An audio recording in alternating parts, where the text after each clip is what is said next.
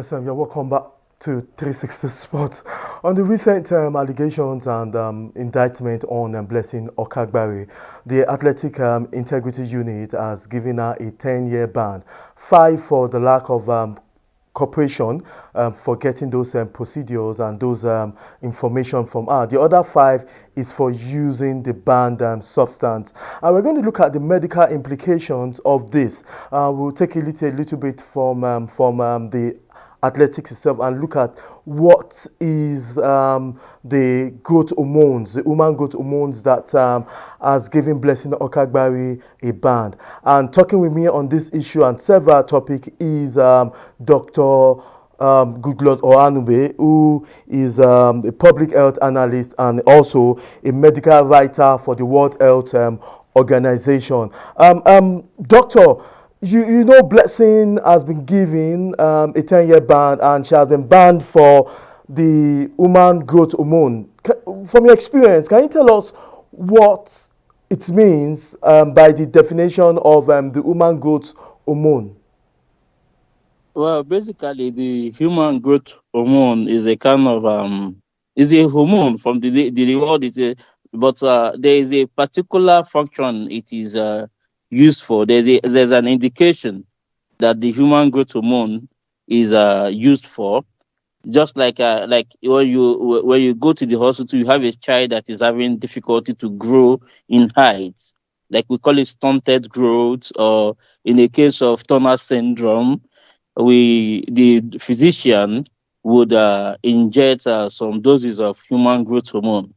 But in the aspect of sports, the human growth hormone has become kind of useful to athletes because it helps to increase the metabolic rates. And once there's an increase in the metabolic rates, it will lead to a kind of an increase in activity. It will make the athletes a bit hyperactivity, or what people consider in a normal balance as being high or motivated. So after this situation, the athlete seems to gather more momentum and does better as compared to when he or she did not take this hormone. Blessing Okagbare, who is the reason why we are saying this, she has been banned, and of what effect will that have on her? And is the growth hormone, is it basically a banned substance for all persons, or it just has to do with athletes? Growth hormone is not the only banned substance according to the athletic the rule guiding the athletes. No, there are other hormones like we also have the EPO, which is the one that is produced by the kidney. It also helps we call it erythropoietin precisely. So there are other hormones, but it seems that you are focusing on growth hormone today because of Blessing Okagbare. But I was thinking, I don't know, but I think it would be good for to call the attention of the public to other factors that could actually help, or that the athletes could also take. Take for instance, there are five classes of drugs which which has become conventional for athletes to take. In this, we have like some of them are stimulants, some of them are the diuretics, some of them are like the narcotic analgesics and the cannabinoids. Where we have Igbo, you know what they call Igbo, the cannabis sativa. Now, athletes across board will science takes this things, and it's not only the growth hormone that led to the ban of Blessing Okagbare. I think the erythropoietin, the EPO, also played a part in this thing, because one, she was denying, and I think because of her denial and considering the dose she took, the attempt of taking these things twice, led to her being banned for almost 10 years. Normally, ban should be 4 to 5 years, but she's taking the 10 years ban, and her actions are very, very grievous because it's not just that she's intentional; she did it twice. You understand? So it's normal. You should expect Nigerians should expect that such ban will come to Blessing. It's a normal thing. So I don't know if I've answered your question, Muda. Yeah, you're doing well. But let me ask you, is there any psychological effect to why should an athlete take a banned substance? I'm sure Blessing is 33. She's doing so well before now. What do you think might have led to her taking a banned substance at this twilight of her career? Uh, the truth is, you making it look as if it is only Blessing that has taken kind of failed a dope test in history. This is not the first time we've seen people fail a dope test. There are several times. Take for instance, in 1904, although the ban rule, the anti-doping test was implemented in 1928. See, in 1904 was the first time we had a case of people failing dope tests, but this was not, it wasn't prohibited then. So back to your question, what makes athletes take failed doping tests? What makes athletes take stimulants or psychoactive compounds, which we call doping in the athletic world, is basically pressure. The topic of discussion is of Blessing Okagbare, but I will extend a little to enlighten the public on what else. There are factors, there are pressures that make these things happen. Say, for instance, Blessing is secretary. In the next few years, Blessing knows that she will no longer be an active athlete. The money she earns now will no longer come in the way it should come. So what she wants to do was to win at all costs. Now, in the bid of winning at all costs, she is under pressure. She realized that normally she cannot achieve that winning without relying on a stimulant or what in this case the growth hormone and the erythropoietin. So she needed to take it to boost her blood system and every other thing to improve her performance. So now, what we should be looking at is the solution. How should this thing be stopped? People failing dope tests going forward. I don't know if that's what you want, but I need to hear from you, Muda. Yeah, I actually kept quiet because you've been saying so well, and our listeners are really enlightened with your explanation. But that takes me to the other question: doping in sport. Like you said, Blessing must have a psychological effect. She's not the only one that has done that in the past. But let's look at it. Is it really worth it for athletes to take part into doping, and why should it be a situation whereby you are doing so well, running so well, and you are going into doping? What lesson are we to learn from the situation we have with Blessing Okagbare? The lesson we should learn from case of Blessing Okagbare is that it's not only Blessing Okagbare, but the society, the world has laid emphasis on winning at all costs for athletes.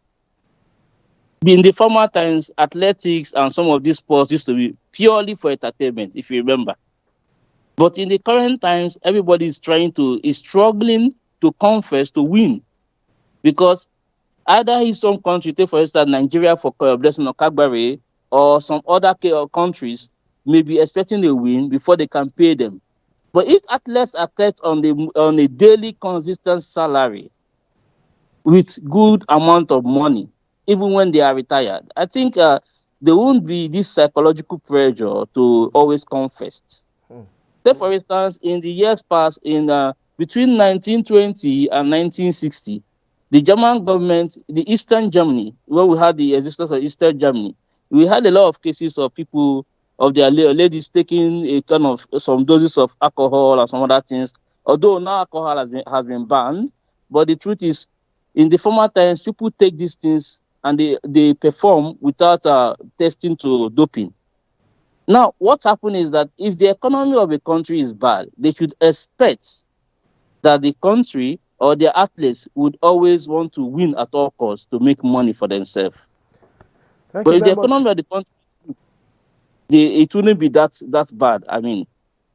Okay. Yeah. Well said. Good luck, Doctor. Good luck, Oanube. It's obvious that we'll go on a quick break right now, and when we come back, we'll be asking our last questions, and that will be definitely on the solution of how doping can be curbed in the world of athletics.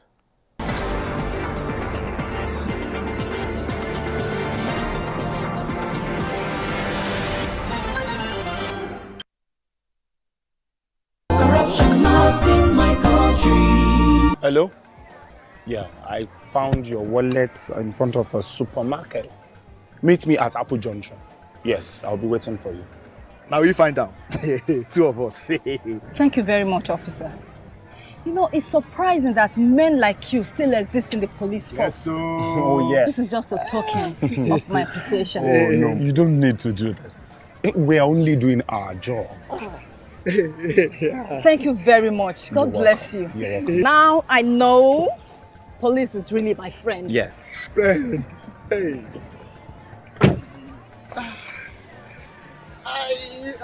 Which came up with this one now? I don't understand. You know your problem. You are greedy. I'm a policeman who is doing his job. All forms of corruption in the force. Not in my country. Corruption not in my country.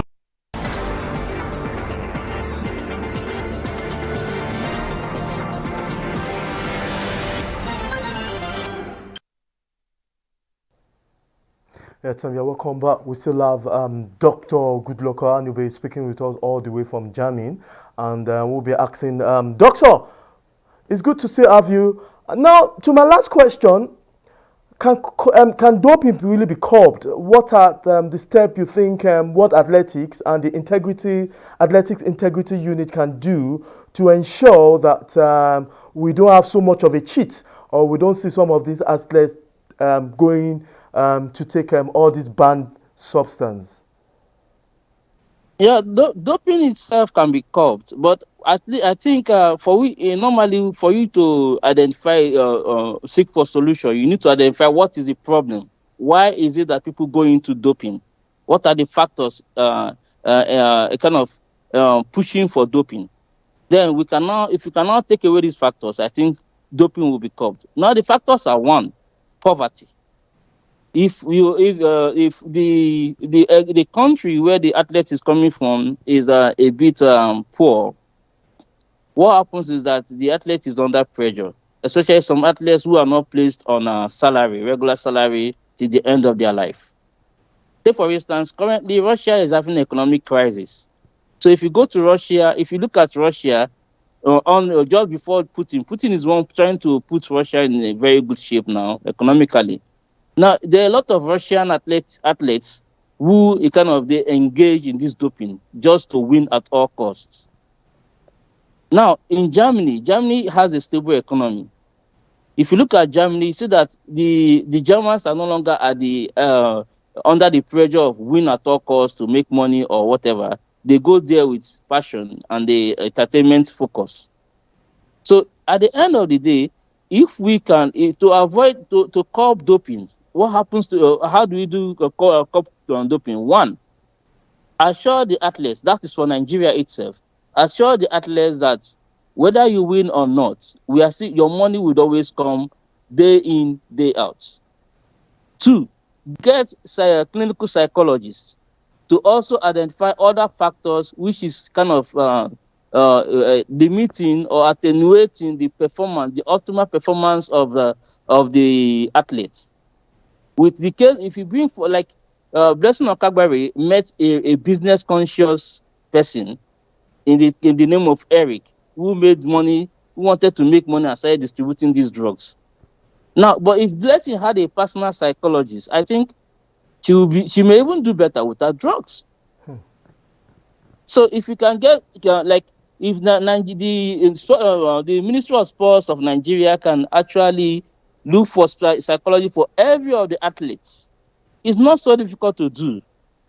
These are very simple things to do.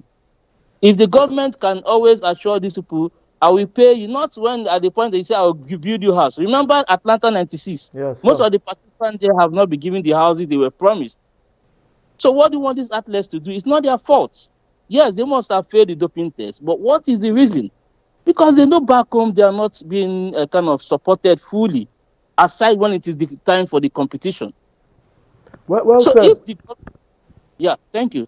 Well said, Doctor. And lastly, before we go for today's segment of the show, what's your advice? What advice? Because we still have young artists coming that probably take over from Blessing Okagbare. What advice, in a nutshell, can you give to them? They're all watching and listening right now.